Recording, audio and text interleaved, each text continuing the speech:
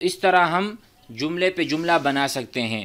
اب دوسری مثال کی طرف چلتے ہیں۔ مثلا ذاک قلم، وہ قلم ہے۔ اب کوئی پوچھنے والا آپ سے پوچھ لے، جو آپ کا شاگرد ہے، آپ کا جوڑی دار ہے، وہ پوچھ لے ما ذاک، وہ کیا ہے؟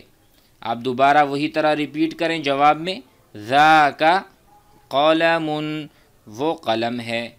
کتنا آسانی سے ہم جملے بنا رہے ہیں۔ اسی طرح ہم آگے بنائیں، ذالک